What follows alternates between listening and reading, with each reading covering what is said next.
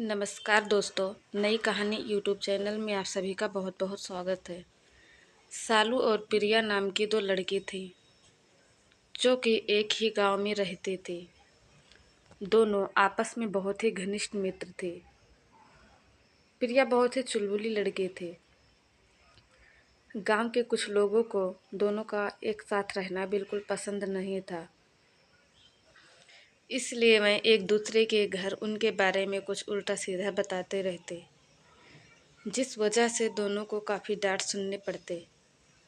पर दोनों का संबंध काफ़ी गहरा था और विश्वास बहुत अटूट था। धीरे धीरे समय बीतता गया। एक दिन प्रिया का बर्थडे आया। सालू प्रिया के बर्थडे का बेसब्री से इंतज़ार कर रही थी।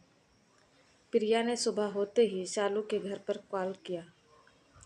कॉल उसकी माँ ने उठाया। प्रिया ने सालू सहित पूरे परिवार को अपने घर आने के लिए इनवाइट किया और अपने काम में लग गई। पर सालू की माँ ने ये बात सालू से नहीं बताई। प्रिया ने उसे इनवाइट किया है। वह बहुत दुखी थी कि प्रिया ने अपने बर्थडे में हमें इनवाइट नहीं किया, इसलिए कोने में बैठकर रो रही थी। पर माँ ने फिर भी नहीं बताया। शाम का टाइम हुआ। प्रिया के घर पर भीड़ इकट्ठा होने लगी। बहुत दूर दूर से लोग उसके बर्थडे में आए हुए थे। केक काटने का टाइम हुआ। प्रिया सालू का बेसब्री से इंतज़ार कर रही थी। सालू को अपने बर्थडे में न देखकर बहुत दुखी थी। लोगों ने प्रिया से बोला केक काटने का टाइम हो गया है, लेकिन प्रिया नाराज होकर एक किनारे बैठ गई।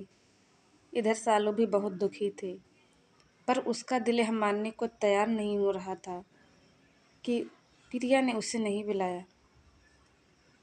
सालू की माँ ने प्रिया के खिलाफ उल्टा सीधा खूब चढ़ाया कि तुम्हारे दोस्त होकर भी तुमको नहीं बुलाई। वह अचानक उठी, फटाफट तैयार हो गई और माँ को भी कैसे भी करके तैयार किया और प्रिया के घर पहुँच गई। प्रिया सालू को देखते ही दौड़ी दौड़ी उसके पास आई और उसे गले लगाकर ज़ोर ज़ोर से रोई और उससे पूछने लगी कि तुम सुबह से क्यों नहीं आई। सालू यह बात समझ गई थी कि माँ ने मेरे साथ क्या किया। उसने इस बात को इग्नोर करके बोला, चलो केक काटते हैं। केक काटा और खूब खुशियाँ मनाई गई। तो दोस्तों, इस कहानी से हमें यही सीख मिलती है, आपस में दूरियां बढ़ने से पहले गलतफहमियां मिटा लेनी चाहिए, जिससे शायद वर्षों का रिश्ता बच जाए। और आज के टाइम में यही गलती बहुत लोग करते हैं, जिससे अच्छा खासा रिश्ता टूट जाता है।